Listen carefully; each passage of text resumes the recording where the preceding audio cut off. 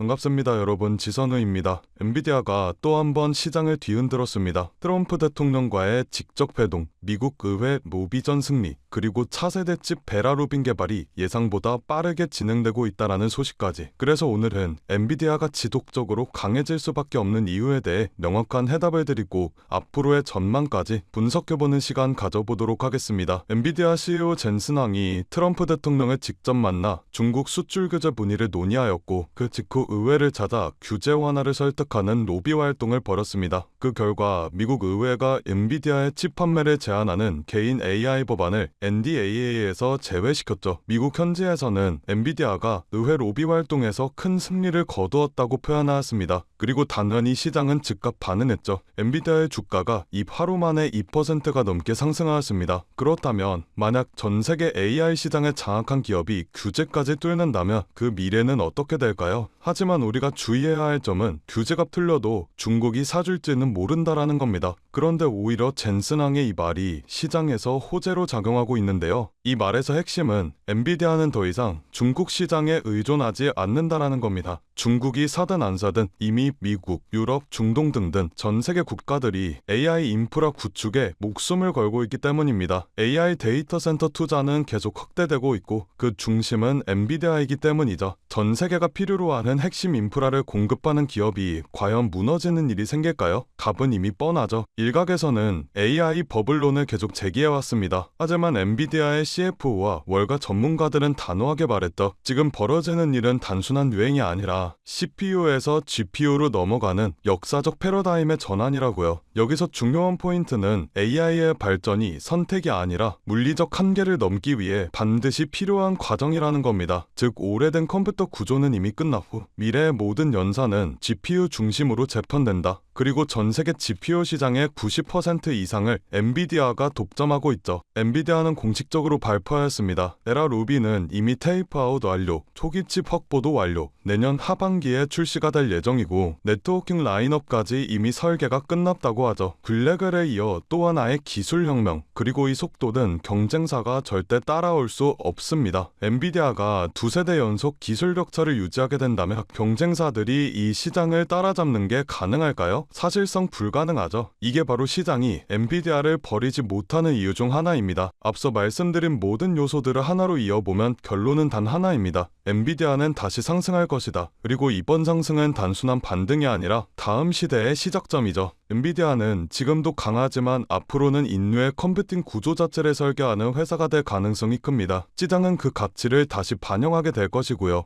그렇다면 여러분들께서는 지금 같은 당에서 충분히 만족하실 만한 수익을 내고 계신가요? 요즘 시장 정말 쉽지 않은 시장입니다. 금리와 인플레이션, 지정학적 리스크 등등 주식은 계속 오르는데 나만 뒤처지는 것 같고 투자를 하고는 싶은데 도대체 어디에 투자해야 되는지 막막하신 분들이 대다수이실 겁니다. 그런데 말이죠. 이런 장일수록 돈이 도는 방향을 우리는 정확히 알고 있어야 합니다. 왜냐면 이런 불안정한 장에서도 누군가는 조용히 큰 돈을 벌고 있기 때문이죠. 그 사람들과 우리가 다른 점은 뭘까요? 자금의 흐름을 읽는 눈을 가지고 있다라는 점입니다. 코로나가 유행하는 시기엔 코로나 백신을 개발하는 회사의 주식이 폭발적으로 올라갔고 트럼프 대통령이 미국을 암호화폐 수도로 만들겠다고 공언하였을 땐 비트코인의 가격이 엄청나게 상승하였습니다. 이렇게 자본은 항상 시대의 트렌드에 맞게 변화하고 짧은 시간 내에 우리에게 큰 수익을 안겨주었죠. 그렇다면 지금 시장의 트렌드는 어떤 것이고 자본은 어디로 흘러가고 있을까요? 바로 데이터 센터입니다. 지금 세상은 단순한 기술 경쟁을 하고 있지 않습니다. 데이터 전쟁을 하고 있죠. AI가 발전하려면 결국 데이터가 필요하고 그 데이터를 저장하고 처리하고 학습시키는 공간이 바로 데이터 센터입니다. AI의 심장이라고 볼 수가 있죠.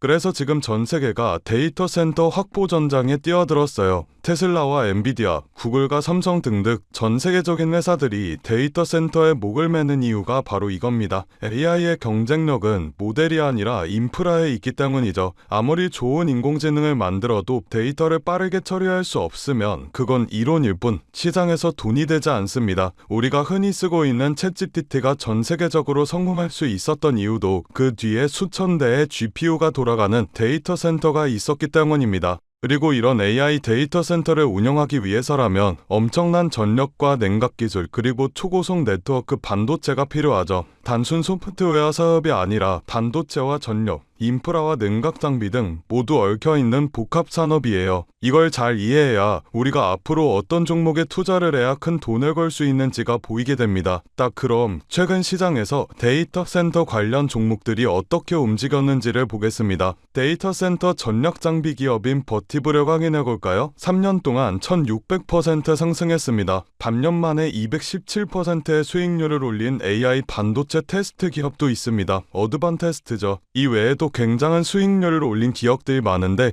이 기업들의 공통점이 있습니다. 바로 엔비디아와 테슬라와 같은 대형주들이 성장할 때 함께 커지는 기업들이라는 점인데요. 대형주들은 이미 충분히 오른 상태에서 수익률이 제한적이지만 수혜를 받는 이런 서포트 기업들은 폭발적인 수익을 기대해 볼 수가 있습니다. 테슬라를 확인해 볼까요? 테슬라는 지금 AI와 로봇 사업을 위한 자체 데이터 센터를 확대하고 있습니다. 테슬라의 로보택시와 FSD, 옵티머스와 AI 기술, 이 모든 기술은 AI 학습 데이터 센터 없이는 돌아가지 않습니다. 즉 테슬라가 AI 사업을 확장할수록 데이터 센터 인프라 기업들의 매출은 같이 폭등하게 될 것이라는 말이죠. 여러분들, 테슬라와 엔비디아가 1년에 각각 50%씩 상승했을 때 그 부품을 납품하는 기업들은 400%, 500%씩 올랐습니다. 테슬라가 AI 칩과 슈퍼컴퓨터, 로봇 사업을 넓힐수록 그걸 돕는 반도체와 냉각, 전력 인프라 기업들은 테슬라의 상승보다 훨씬 더 큰 폭으로 상승하게 될 겁니다.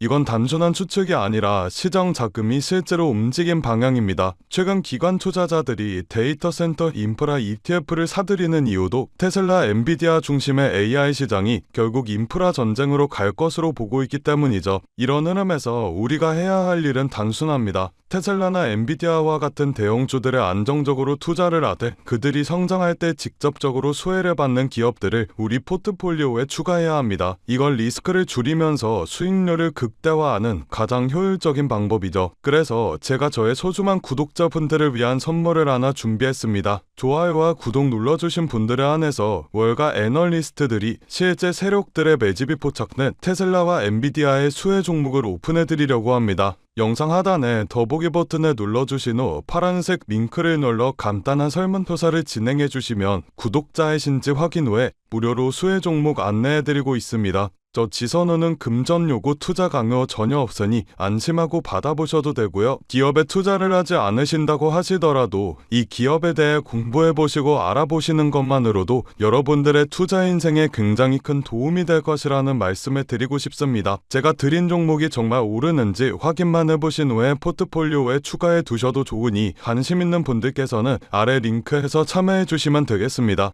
여러분들, 지금 시장은 단순한 기술 싸움이 아닙니다. 전력 싸움, 데이터 싸움, 그리고 속도 싸움이에요. AI의 시대는 이미 시작되었고 이제 그 속도를 감당할 수 있는 인프라 기업이 다음 부의 주인공이 될 겁니다. 오늘 제가 준비한 영상은 여기까지입니다. 오늘도 영상 끝까지 시청해주셔서 정말 감사드리고 저는 다음 영상에서 더 알찬 내용으로 인사드리도록 하겠습니다. 성토하시고 다음 영상에서 뵙겠습니다. 감사합니다.